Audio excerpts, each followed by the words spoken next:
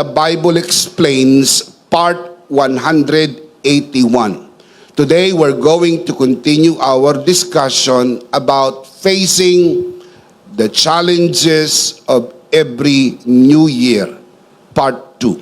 Let's commit this first to the Lord. Let us pray. Our dearest Father in heaven, we're so very thankful for how you have gathered us today. This is a beautiful day.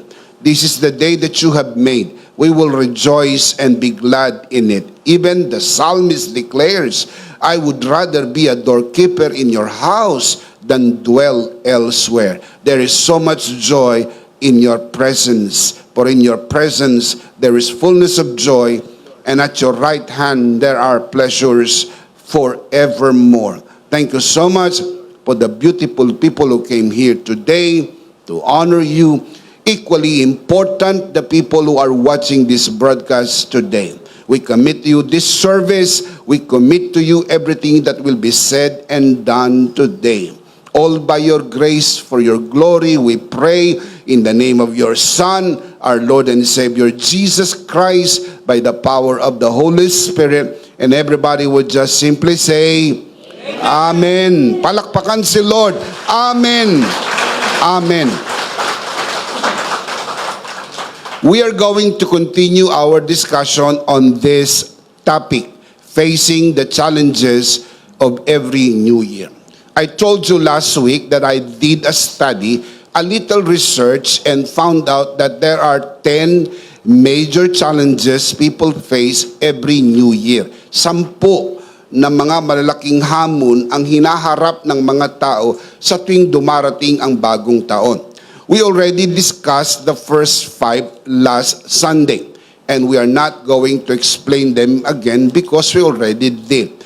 What we're going to do today is we are going to add 5 more challenges, and equally, we are going to respond to these challenges. But before we proceed, let's have a very quick review. I am not going to explain them all.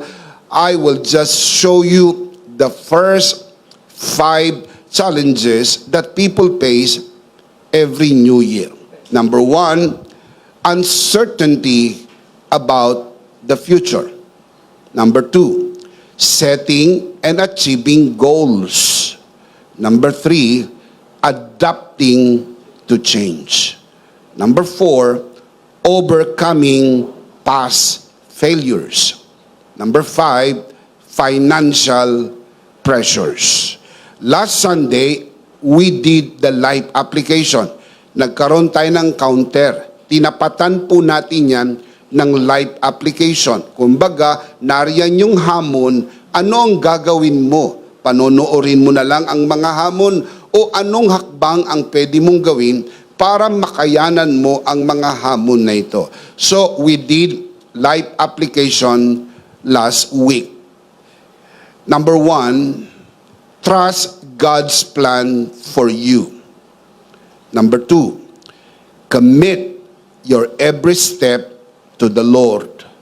Number 3, never compromise your spiritual values. Number 4, let go of the past.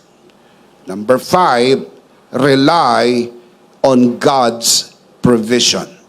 What we're going to do today is we are going to add 5 more challenges, and from this, we're going to do the life application again, even as we face this new year.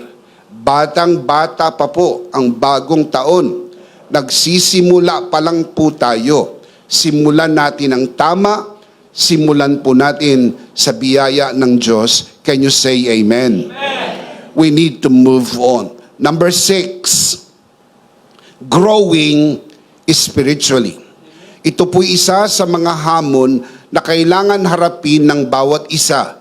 Growing spiritually. Every new year offers a fresh opportunity to grow deeper in grace, stronger in faith, and bigger in our service to God. Yet, the reality is that spiritual growth does not happen automatically or without grace-filled effort. Yan po ay kailangan maintindihan ng lahat ng mga kabiyaya dito po sa community ng Full Grace. Dahil mayroong maling unawa ang iba na di umano sa biyaya wala nang gagawin. Nothing could be further from the truth. Sa biyaya, mas marami kang magagawa. Totoo na wala kang gagawin para maligtas.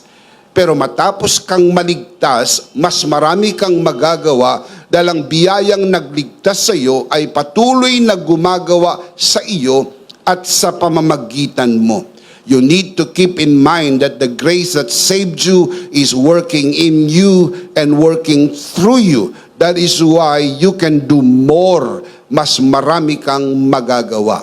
Hindi po dahilan ng biyaya sa katamaran at wala nang gagawin. In fact, the Apostle Paul even strongly argues, I work harder than all of them, yet not I, but the grace of God that was with me. Ang biyayang iyong natanggap ay gumagawa sa iyo at gumagawa sa pamamagitan mo, kaya mas marami kang magagawa sa biyaya ng Panginoon.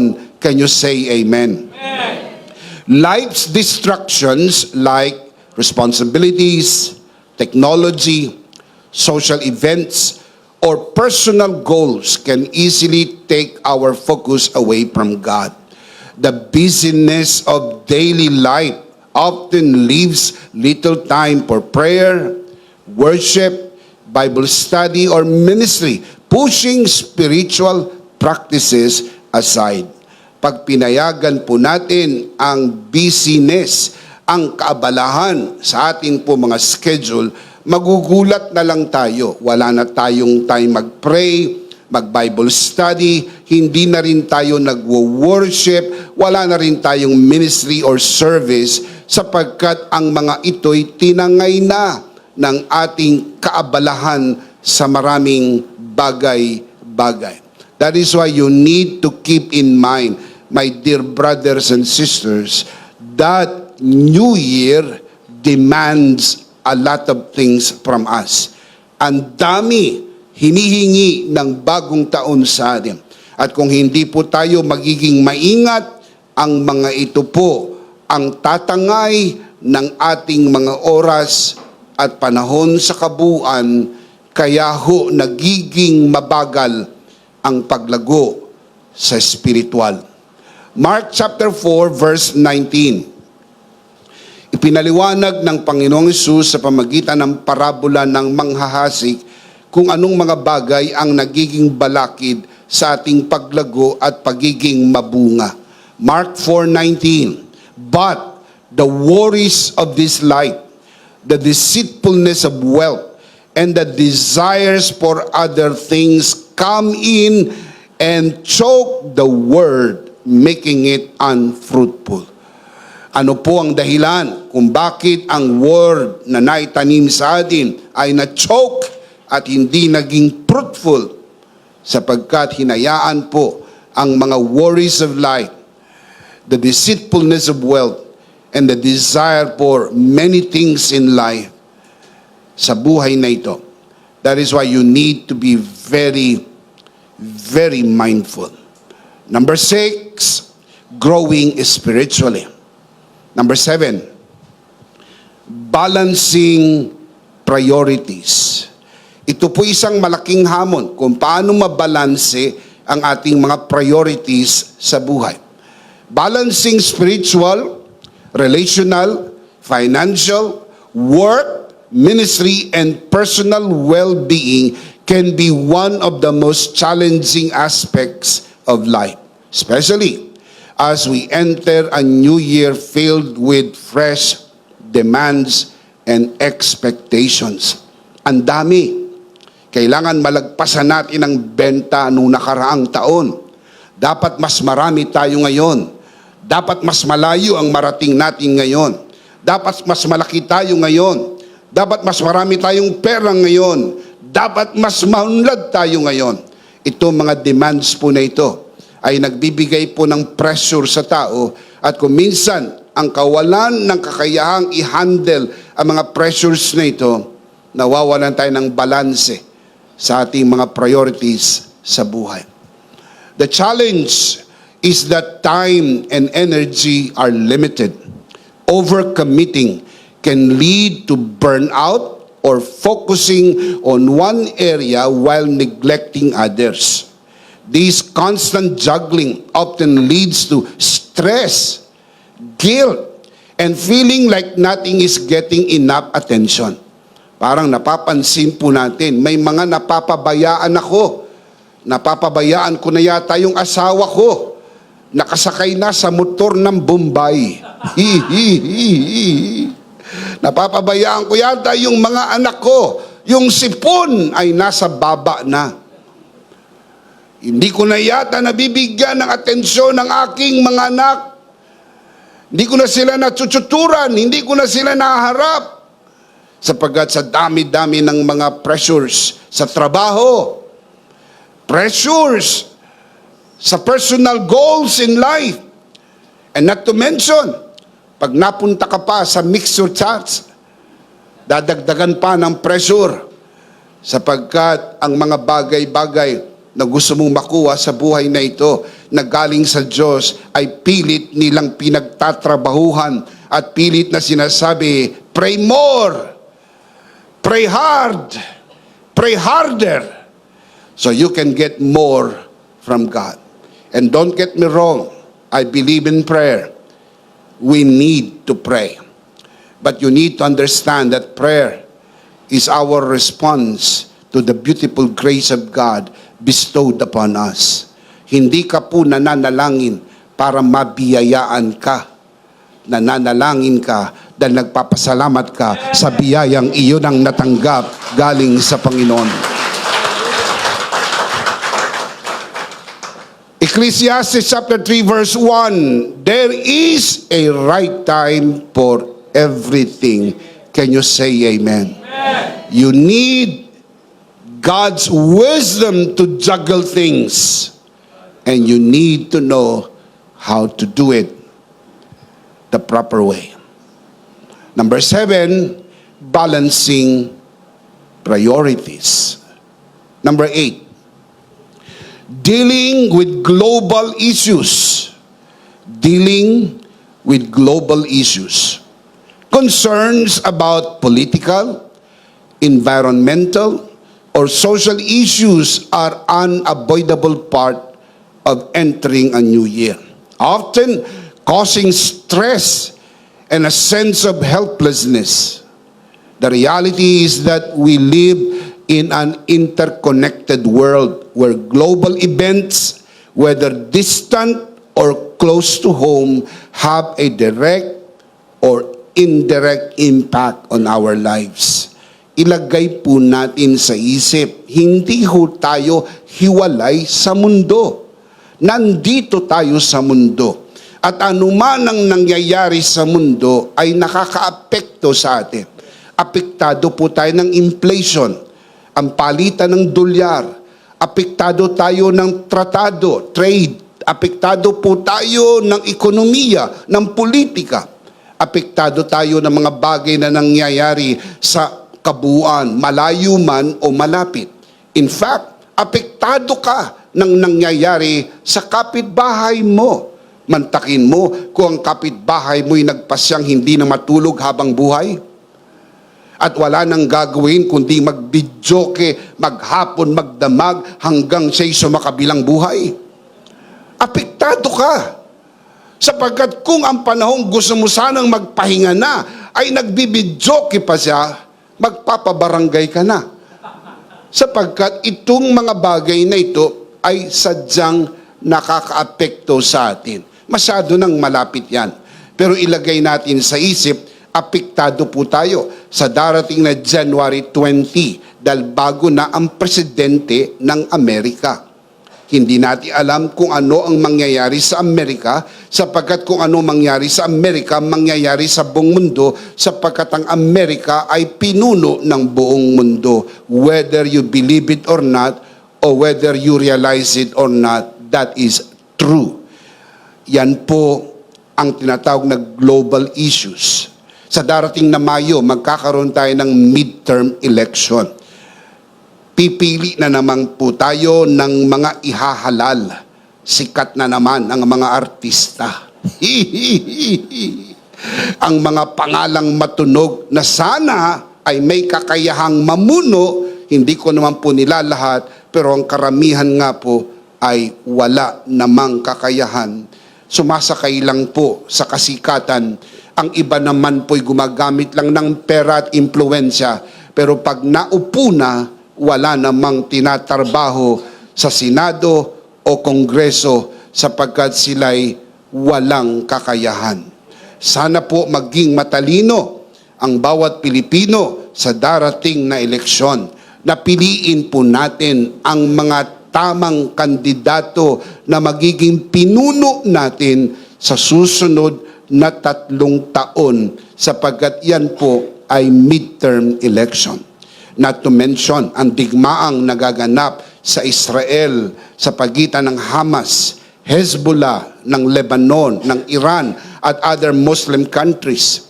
Nagsimula po yan 2023. Papasok na po tayo, mga kapatid, dito sa 2025. In fact, nakapasok na tayo sa 2025. Wala pang maliwanag na sinyales kung tumigil na nga ang gera sa pagitan ng mga ito. Apektado po tayo ng mga bagay-bagay na nangyayari.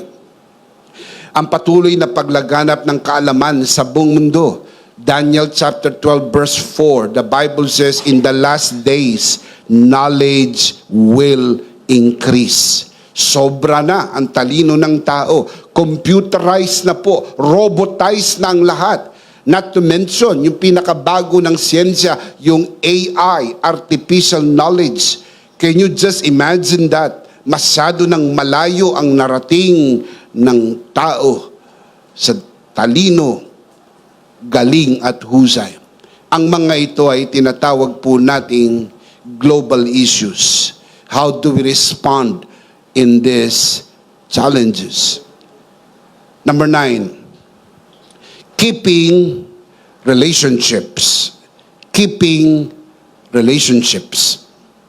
Entering the new year, the challenge of keeping relationship reminds us to choose patience, understanding, and grace. I want to say that again.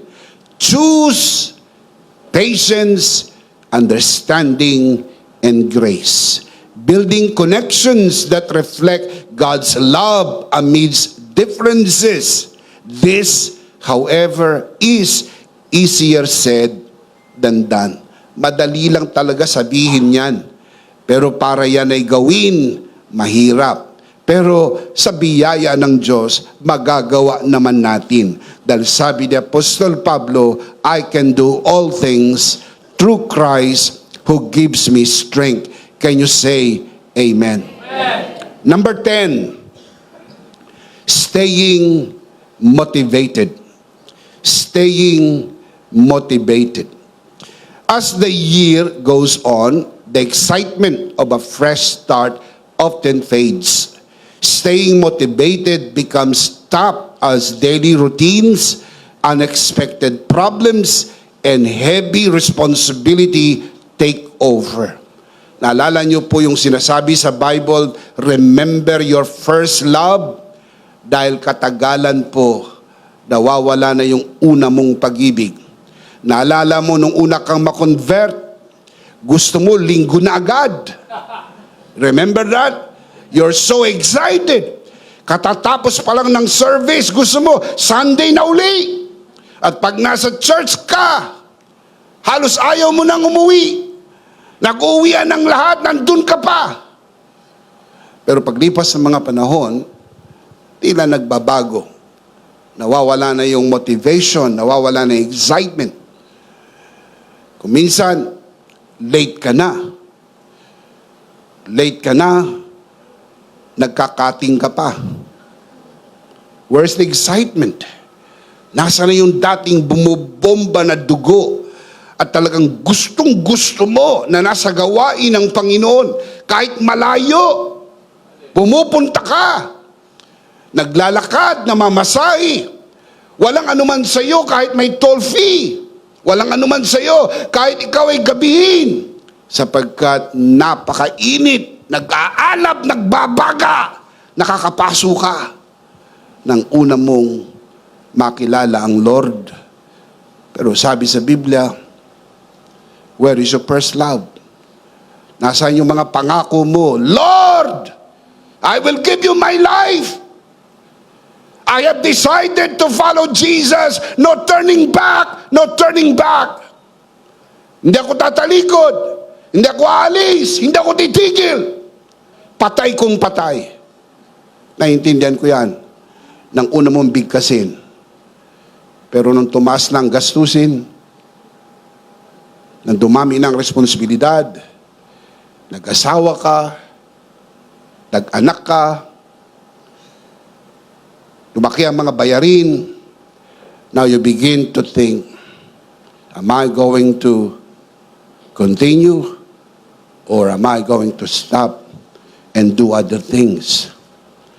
Mga kapatid, yan po ang challenge ng bagong taon. Goals that once seem achievable can feel distant as routines drain focus and excitement of the new beginning fades, leaving the challenge of consistency. Ang magsimula ay isang bagay. Ang magpatuloy ay ibang bagay. Nang si Jesus ay magsimulang magturo ng mga mabibigat na mga turo, the people began to walk away. John chapter 6. Nag-walk out ang mga tao. Nagsimula na silang lumakad papalayo. Nagkatinginan si Jesus at saka si Simon Pedro. Ang sabi ni Jesus, Simon, pati ba kayo aalis na rin? Simon said, no, we'll stay. Where will we go? You have the word of life.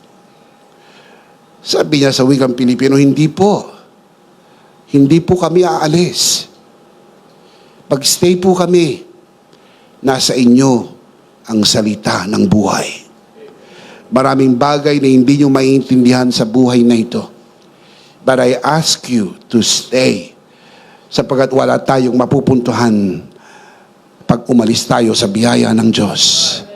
Sapat na ang biyaya ng Diyos. Sapat na ang biyaya ng Diyos. Amen. Let's see them again. Number 6, growing spiritually. Number 7, balancing priorities. Number 8, dealing with global issues. Number 9, keeping relationships. Number 10, staying motivated. Yan po yung dagdag na 5. Doon po sa naunang 5 na mga hamon ng bawat bagong taon. Ngayon, how do we respond to these challenges? This is what we call the light application. Let me give you 5 life application, panlaban, pantapat sa mga hamon na pwede nating harapin sa bagong taon. Number 6, prioritize spiritual things. Number 6, prioritize spiritual things. To face the challenge of growing spiritually, you need to understand that spiritual things are more important than anything else. Everything else is temporary. Only spiritual things are eternal. Pag hindi po yan maliwanag sa iyong pananaw, you will never grow spiritually. Hindi ho pare-parehas ang value ng lahat ng bagay. Ang spiritual po ay higit na mahalaga kaysa lahat ng bagay sa mundo. Of course, the materialistic world views things differently, focusing only on what can be seen. Tulad ng mga atheists. Para sa mga atheists, they deny spiritual things. Ang mahalaga lang sa kanila, material things. But you need to keep this in your mind. You are not an atheist. You are a child of God. You should view things differently. Hindi pwedeng umangkas tayo sa pananaw ng mga atheists dahil iba ang pananaw nila. Material lang ang pananaw nila. Pero ikaw ay anak ng Diyos. Meron kang kakaibang pananaw sa buhay. That is why you need to look at things from God's perspective. Can you say amen? Amen. Matthew chapter 6 verse 33. The Lord Jesus said, but seek first. Seek first. Not second, not third. Seek first His kingdom and His righteousness. And all these things, material things, will be given to you as well. Huwag mong unahin ang material. Unahin mo ang spiritual. The spiritual kingdom of God and your spiritual relationship with God, which is your righteousness, because we are made righteous before God through Jesus. Can you say amen? Amen. 2 Corinthians chapter 4 verse 18, the Apostle Paul writes, so we fix our eyes not on what is seen, material, but on what is unseen, spiritual. Since what is seen is temporary, material is temporary, but what is unseen is eternal. Spiritual things are eternal. Colossians chapter 3 verse 1 following verses, the Apostle Paul further writes, since then you have been raised with Christ, set your hearts on things above, where Christ is seated at the right hand of God. Set your minds on things above, not on earthly things. Verse 3, for you died, and your life is now hidden with Christ in God. This is the truth. Your life is now hidden with Christ in God. Verse 4, when Christ, who is your life, appears, then you will appear with Him in glory. My dear brothers and sisters, you need to prioritize spiritual things. If you want to beat the challenge of growing spiritually, you need to prioritize spiritual things. Number 7, determine the more important things in life. Write it down. Determine the more important things in life. Not everything in life holds the same value. Some things are important, some are not. Some are less important, some are more important. Know the value of each thing in your life. Hindi ho pare-parehas ang halaga ng mga bagay-bagay sa buhay natin. Alamin mo kung ano ang mga bagay na ito. Mahalaga, hindi mahalaga, hindi masyadong mahalaga, napakahalaga.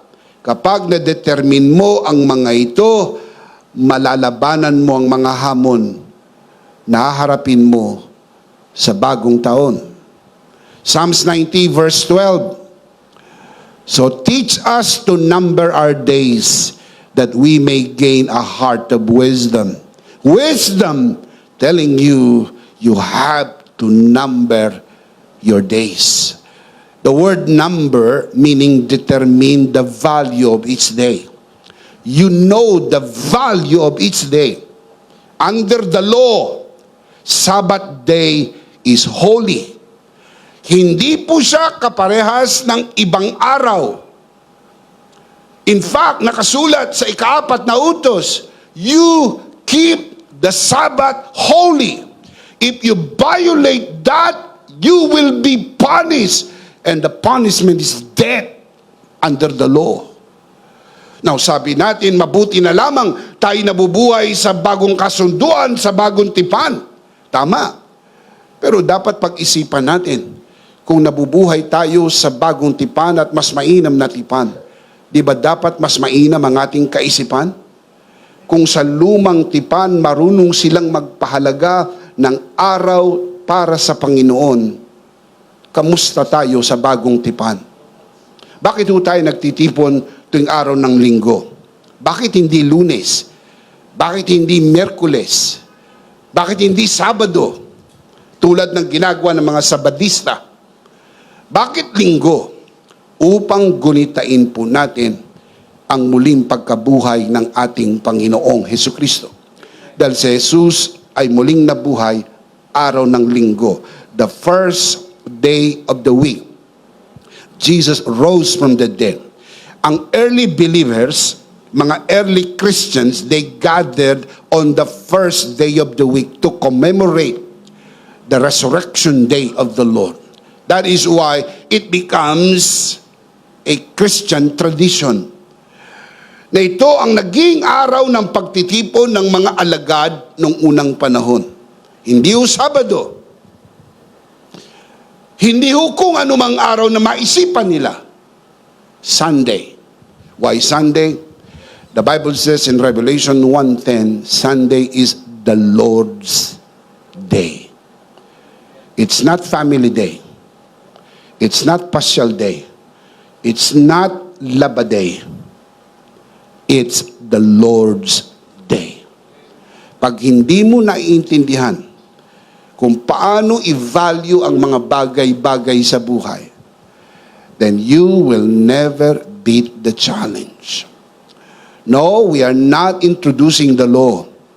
We are staying in the grace of God, and in the grace of God, we do the right thing. Can you say amen? Amen. Palakpakan natin ang Panginoon. Praise God. Luke chapter 10 verse 38, following verses, as Jesus and his disciples were on their way, he came to a village where a woman named Martha opened her home to him.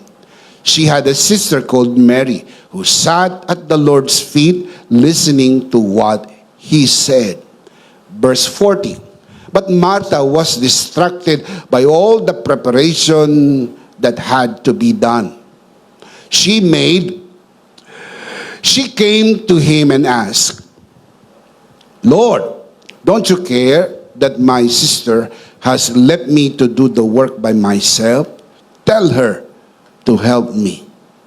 Verse 41, Martha, Martha, the Lord answered, you are worried and upset about many things.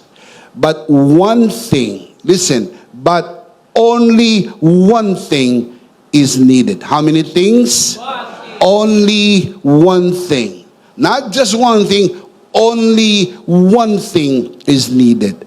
Mary has chosen what is better, and it will not be taken away from her. Napansin niyo po yung word na better? The word better is a comparative word. You don't use the word better if you do not intend to compare. Saan po ikinumpare ang choice ni Mary? Doon po sa choice ni Martha. Mary had chosen the better thing, the one and only thing, and Jesus said, it will not be taken away from her. Alam ni Mary kung ano ang important, ano po ang more important. Learn to say no to those things which are not so important. Hindi ho po pwedeng puno lagi ang plato. Magbabawas po kayo ng laman ng inyong plato. At ang babawasin po ninyo ay yung pwedeng hindi nyo kainin, pero mabubusog pa rin kayo.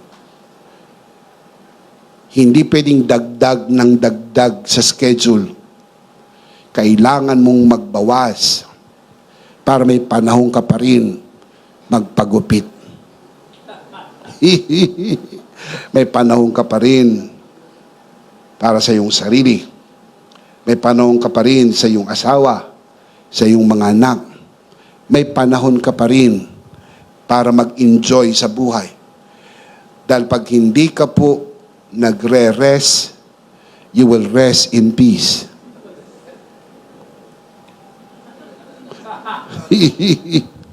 So learn to strike the balance. And how do you do that? You have to determine the more important things in life. Proverbs chapter 4 verse 7. Look at the wisdom. Wisdom is supreme. Therefore get wisdom, though it costs all you have. Get understanding. Huwag manghihinayang gumastos basta matututo. Yung iba hindi nanghihinayang. Kahit ang mahal ng rubber shoes, binibili. Kahit ang mahal ng shirt, binibili. Kahit ang mahal ng pagkain, binibili. Pero pagka patungkol sa bagay na matututunan, gusto libre. Libre ba yung mga booklets? Libre ba yung e-books? Basta mapapakinabangan, libre. Mga kapatid, we're not selling the booklets and we are not selling the e-books. In fact, we are giving it for free. We're just giving you the opportunity to partner with us.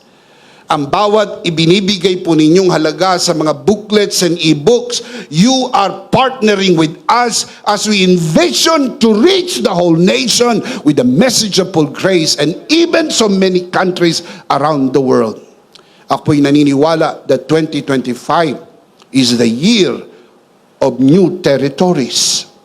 I am declaring and I am believing God that we will set our feet on new territories 2025. Ang mga lugar na hindi pa po napuntahan at hindi pa naabot ng mabuting balita ay maabot ng mabuting balita sa taon na ito sa biyaya ng ating Panginoon. Amen.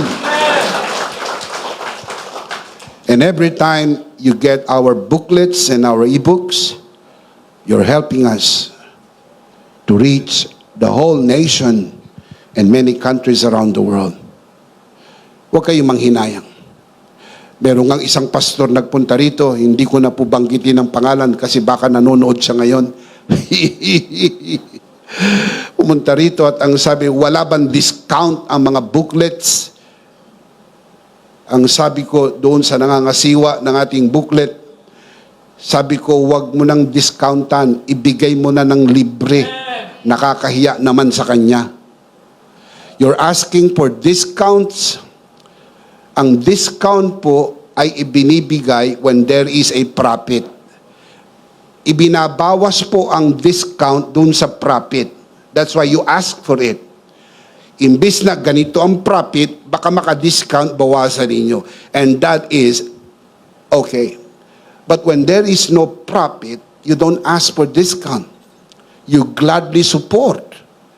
Because every time you give, you're helping us propagating the most beautiful message, the message of full grace.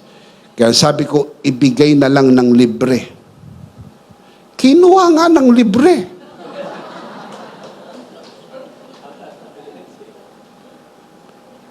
Hindi nakaramdam. Mga kabiyaya, nais ko lang po sabihin sa inyo, basta matututo ka, huwag kang manghihinayang.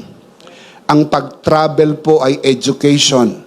Pag may mga lugar na hindi nyo pa po napuntahan, tapos may opportunity kayo, tapos kaya nyo, may budget, go for it. Because that is an opportunity to learn new places, meet new people. Pag may opportunity kayong matikman ang pagkain na hindi nyo pa natikman, try it. You may not do it the second time, but please try it. Try it. Nung nandun po kami sa Taiwan, meron po doon na stinking, ano yun? Mabaho? Ha? Hindi ho. Sa Korea yung kimchi. I love kimchi. Tokwa, tokwa. Tofu. Kanina ko pa naisip, di ko masabi. Stinking tofu. Talagang ang amoy pa lang, babaligtad ka. Babaligtad ka. Mantak ninyo, yung mga kabiyaya doon sa Taiwan, ang sabi, Bijap, hindi ka makakauwi nang hindi mo natitikman yan. Madali naman akong kausap. Gusto ko nang umuwi. I tried once and never again. And I realized, masarap. So hindi pala lahat ng mabaho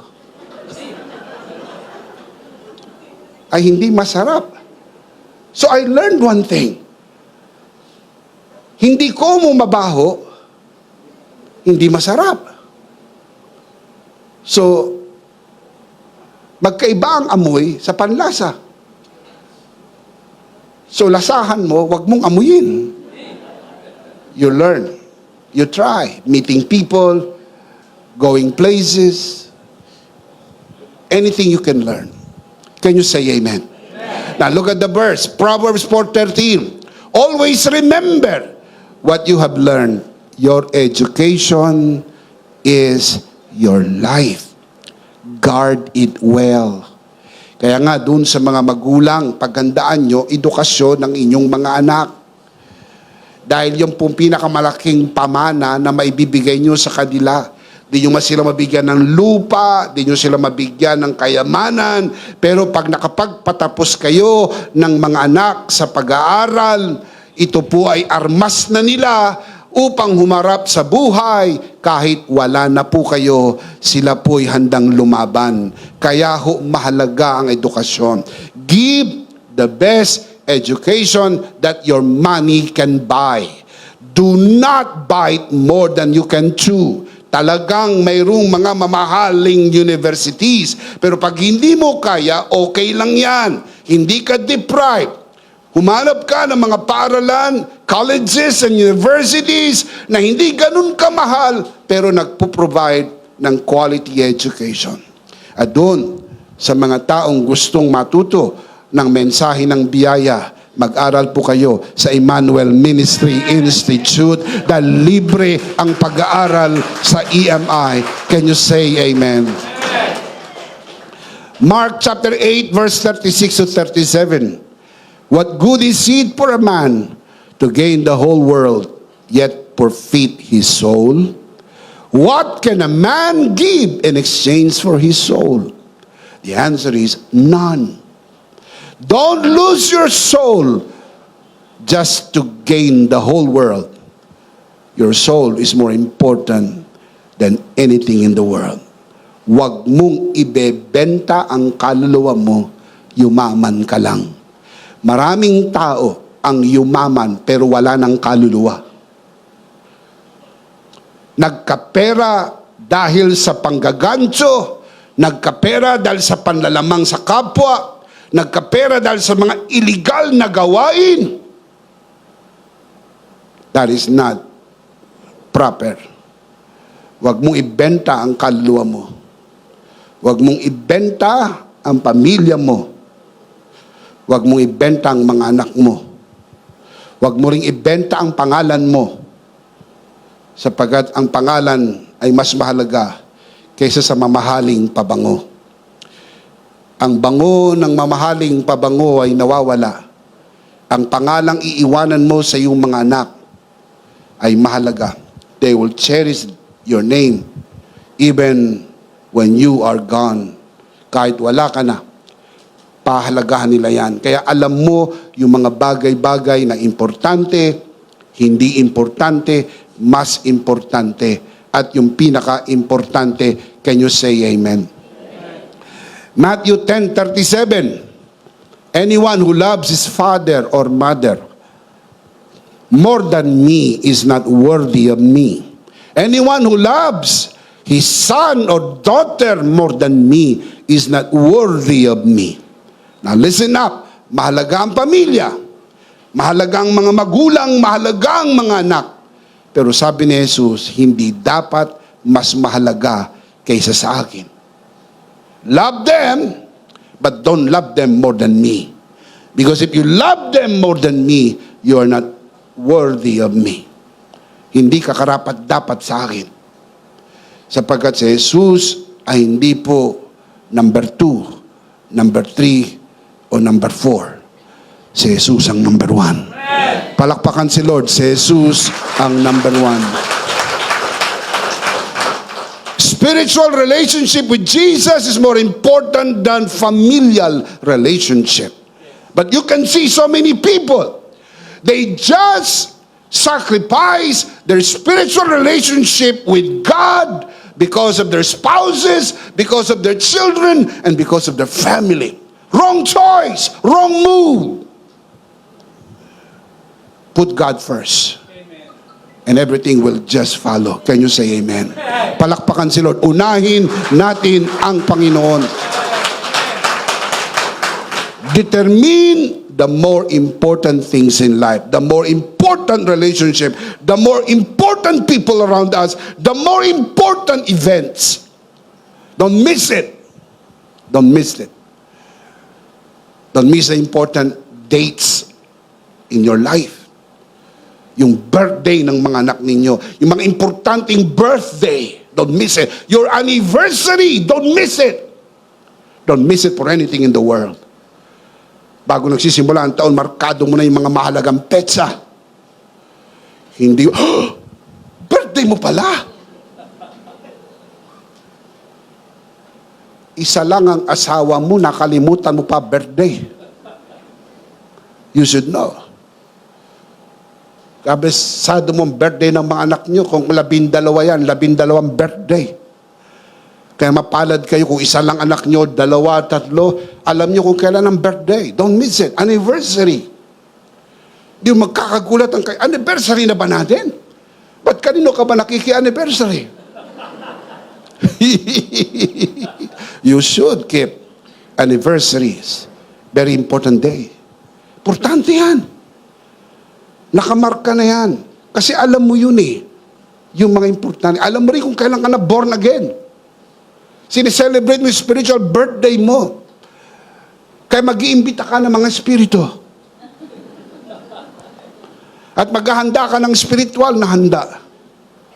At ipagdiwang mo ang spiritual birthday mo. I-post mo.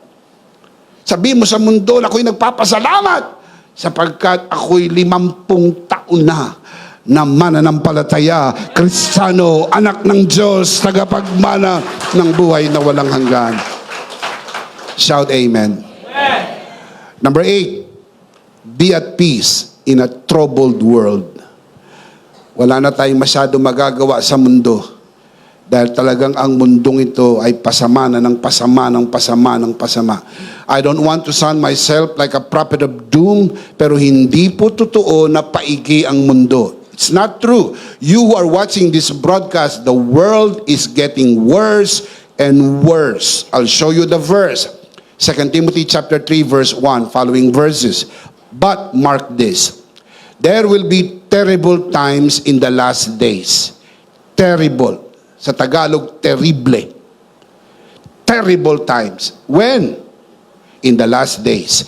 People will be lovers of themselves, lovers of money, boastful, proud, abusive, disobedient to their parents, ungrateful, unholy. Verse 3, without love, unforgiving, slanderous, without self-control, brutal, not lovers of the good, treacherous, harsh, conceited, lovers of pleasure rather than lovers of God.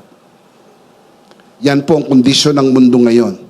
And just imagine, 10 years from now, 20 years from now, yan na po ang mundo na haharapin ng mga anak nyo at mga apo ninyo. Palala ng palala ng palala ang mundo.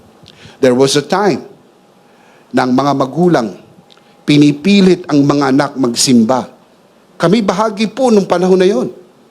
Kinakaladkad kami ng tatay namin para magsimba.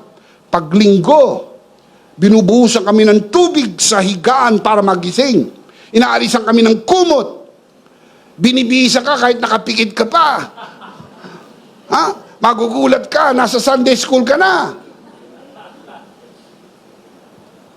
Pero kung babalikan, ako'y lagi nagpapasalamat because they did the right thing. Ngayon, tatanungin mo pa yung anak mo, magsisimba ka ba? Hindi po, mami. Madaming gagawin. Okay. Okay. Okay. Magsisimba kami. Huwag mo kalimutan isara yung pinto.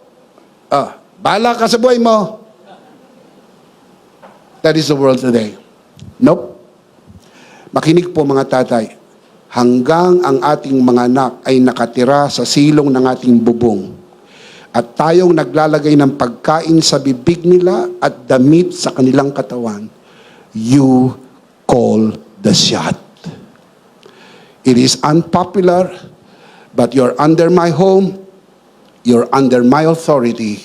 Magbihis kayo, magsisimba tayo.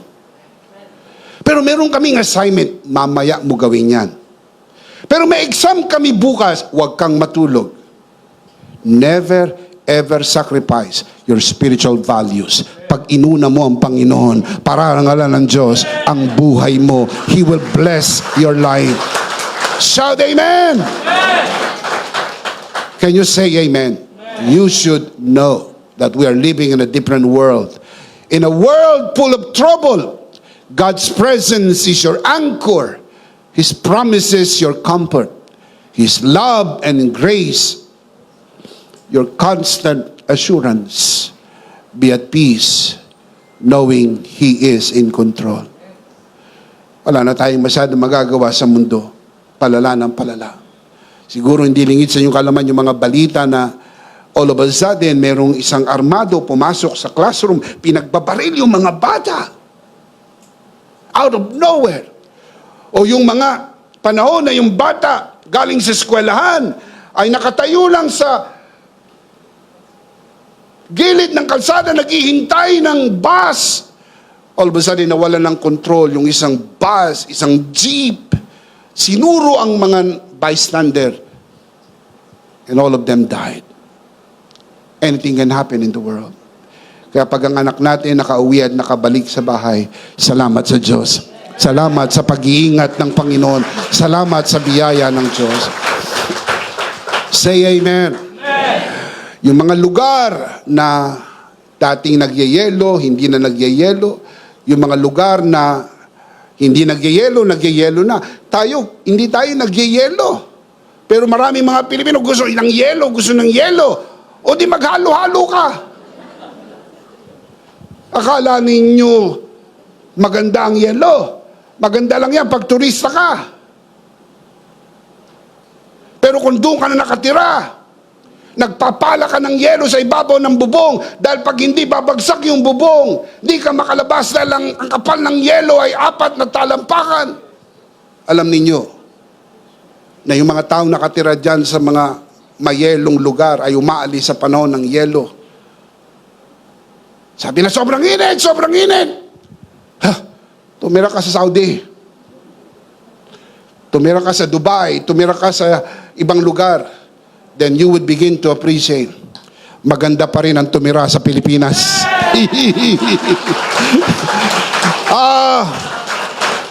I love the Philippines. Tapatin ko kayo. Masarap lang mamasyal. Pero iba ang Pilipinas. Hindi ko po ito ipagpapalit sa ibang bansa. Nakarating na rin po kami sa kwenta ko, doon sa last check ko, na mahigit 30 bansa na napuntahan po namin. 30 countries. More than. Magagandang mga lugar. Super, super ganda ng mga lugar. Pero iba ang Pilipinas. Bahala kayo kung saan nyo gusto tumira. Pero gusto kong mamasyal sa buong mundo. Gusto ko. Pero hindi ko gustong tumira doon. Mas maganda pa rin sa Pilipinas. Mababait pa rin ang mga Pilipino kahit ang iba'y siraulo. Ay, patas lang. Meron din siraulo sa ibang bansa. Mas grabe pa nga siraulo sa ibang bansa. Nakatayo ka sa tren eh. Walang ano rin, tutulak ka. Dito hindi naman. Sinasadya. Natulak ka lang. Na, kahit saan kayo makarating, ipagpapasalamat ninyo. Kung dito kayo pinanganak, salamat sa Lord sa ating bansa. Ipag-pray natin ang ating bansa. Amen. Ipag-pray nyo po ang ating Pangulo, ipag-pray nyo po ang pamahalaan na mapaunlad ang bansa na ito upang hindi na kailangan magtrabaho pa ng ating mga kababayan sa ibang bansa. Dito lang ay kaya tayong pagpalain ng Diyos. Dito lang kaya tayong paunlarin ng Diyos. Shout Amen. Amen. Huwag kalimutan sa darating na Mayo.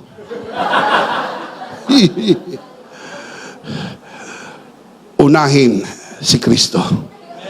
Isaiah 26:3, you will keep him in perfect peace, those whose mind is stayed on you because he trusts in you. Can you say amen? Payapa ka lang. John 14:27, peace I leave with you, my peace I give you. I do not give to you as the world gives. Do not let your hearts be troubled. Do not be afraid. Huwag kayong matakot. Talagang sadyang mangyayari ang lahat ng ito. Pero habang nangyayari ito, iniingatan tayo ng Panginoon. Peace is not the absence of trouble, but the calming presence of God in the midst of trouble. His grace steadies our hearts. His love quiets our fears. And His presence assures us that we are never alone. Can you say amen? Number 8, be at peace in a troubled world. I'm starting to close. Number 9, keep important relationships. Keep important relationships. There are relationships that are not important. I want to say that again and listen carefully. There are relationships that are not important. Not because the people themselves are unimportant, but because they do not see you as important. Don't force yourself on people who don't want you in their lives. Instead, value relationships with those who consider you important. Pag hindi ka importante sa kanila, then you know, this is not an important relationship. You can easily discard it. Because you have to keep those people who value you, who consider you important. Romans 12:18, it is possible, if it is possible, as far as it depends on you, live at peace with everyone. Live at peace with everyone. But look at the first line, if it is, ano ibig sabihin ng if it is possible? Kung pwede lang. Pero kung hindi, you have to learn to be at peace with yourself. Be at peace with everyone, if possible. If it is not possible, be at peace with yourself. Hindi ka pwedeng maging kaibigan ng buong mundo. You have to choose only people who consider you important in their lives. Can you say amen? Amen. Proverbs 27:17, as iron sharpens iron, as one person sharpens another. You have to look for people who will make you sharper, better person. Kasi itong mga taong ito, importante inilagay ng Diyos sa iyong buhay. May mga inaalis ang Diyos na tao sa buhay natin. Huwag niyo pong iyakan ng matagal.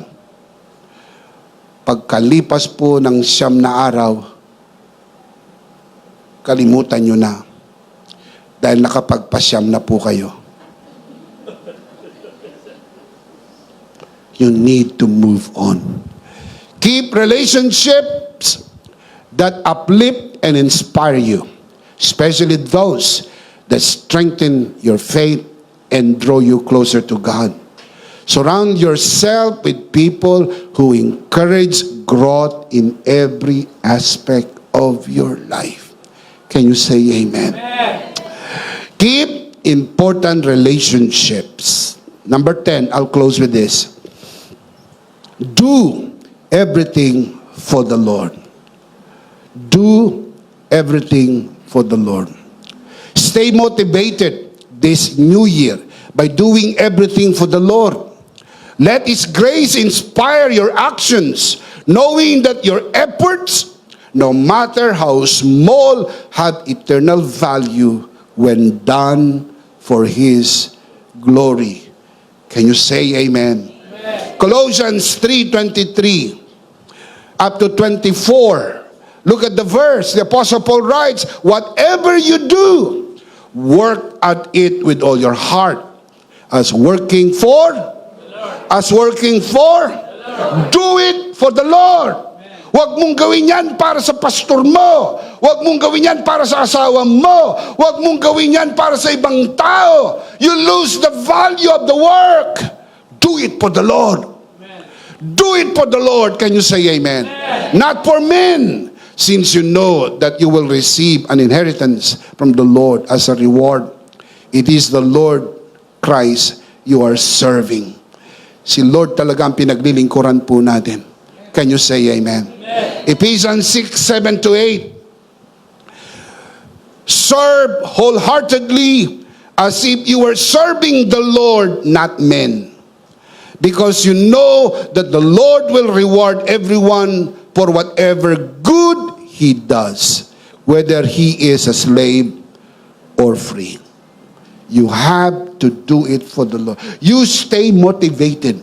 Ang taas ng level ng motivation mo if you're doing it for the Lord.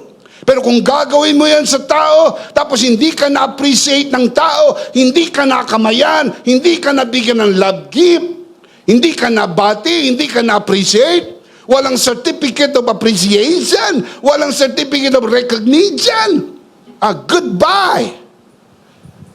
Sobrang pagod ko, hindi pa ako napasalamatan.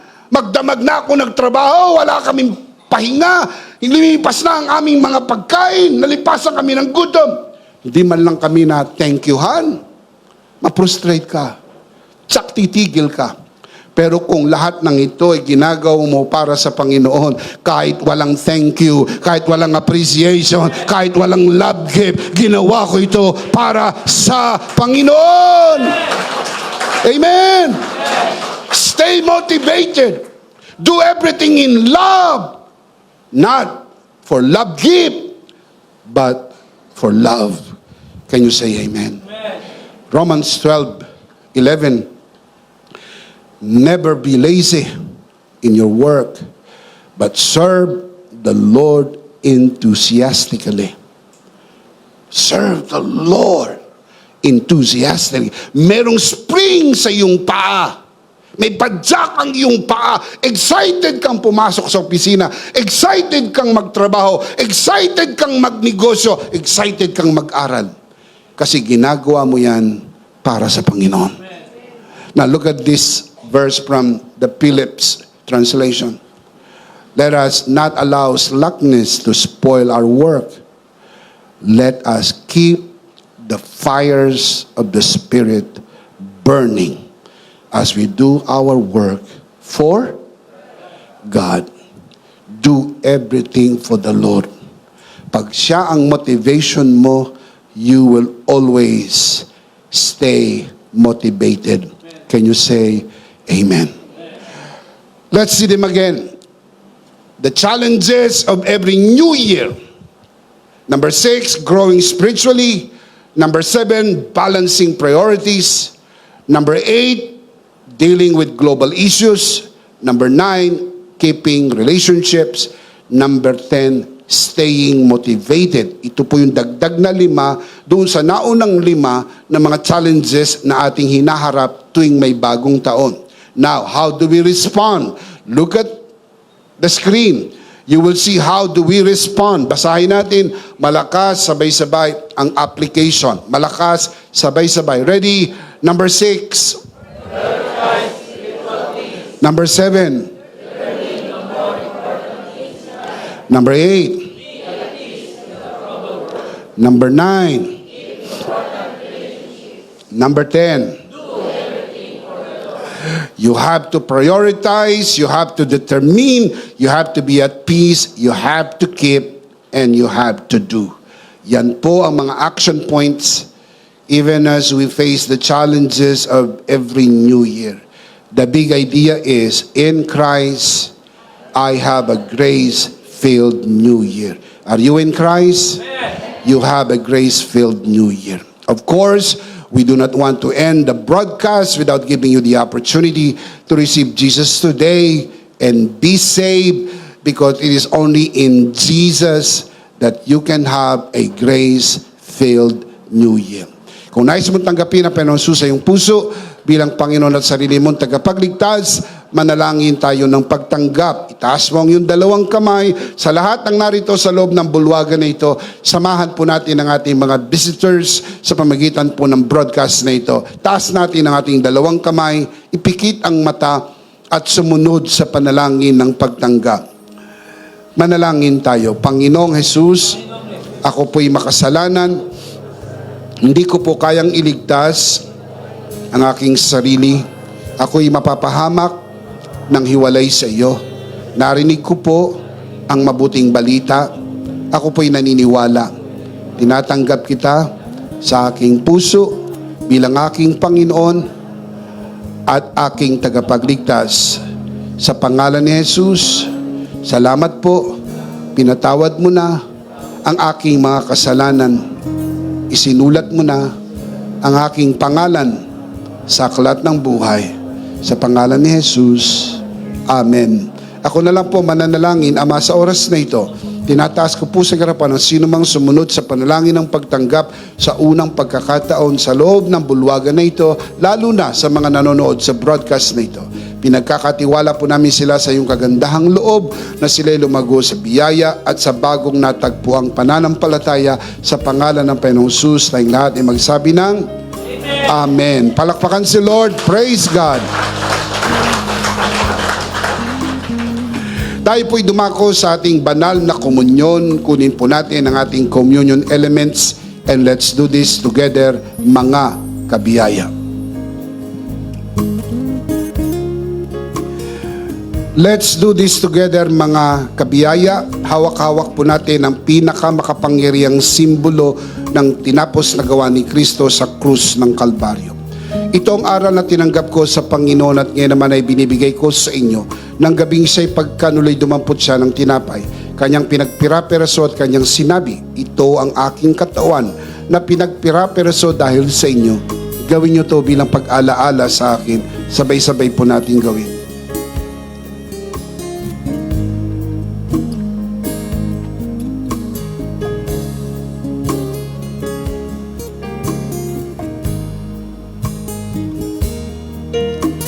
Gayon din naman matapos maghapunan ay kanyang hinawakan ng saro at kanyang sinabi, ito ang saro ng bagong tipan na pinagtibay ng aking dugo. Gawin niyo to bilang pag-alaala sa akin. Sabay-sabay po natin gawin. Ate po itaas ang ating 2 kamay at sumunod po tayo sa panalangin na ito. Aming Ama, maraming salamat po sa aming Panginoong Hesukristo. Panginoong Hesukristo, maraming salamat po sa iyong banal na dugo na iyong itinigis sa krus ng Kalbaryo. Dahil po dito, lahat ng aming kasalanan ay yun ang pinatawad. Maraming salamat po sa iyong katawan na nabugbog at nasugatan. Dahil po dito, lahat ng aming sakit ay iyon ang pinagaling. Gaya ng nasusulat sa iyong mga sugat, ako'y magaling na. Ako'y naniniwala, ako'y magaling na. Aking dinideklara, ako'y magaling na. Ako'y malusog, malakas, masigla, pinagpala, pinaburan, at mabubuhay ng mahaba. Sa pangalan ni Jesus, maraming salamat po, Banal na Espiritu, sa iyong kapahayagan sa mensahe ng biyaya. Sa pangalan ng Panginoong Jesus, Amen. Amen. Palakpakan si Lord. Praise God. Praise God. Alright, sabay-sabay, malakas. Ano po ang ating big idea? One more time. Are you in Christ? You have a grace-filled new year. Palakpakan si Lord. Praise God. Last of all, let me speak to your heart, you who are watching this broadcast. If this broadcast has blessed you, and if not asking too much, I would like you to bless this ministry with your love offering, so that together we can reach the world with the message of full grace. And from the bottom of our hearts here at EMI, we would like to say, thank you for giving to the Lord. We'll see you next Sunday, purposely on site, but definitely we'll see you again online. Ako po si Bishop Emmy, kasama po si Pastora Jo at ang kabuuan ng The Lord's Community and EMI Broadcast. Maraming salamat po. Stay a bit for more announcements. Stay blessed and stay connected. Always remember, in Christ, you are forever. Charito!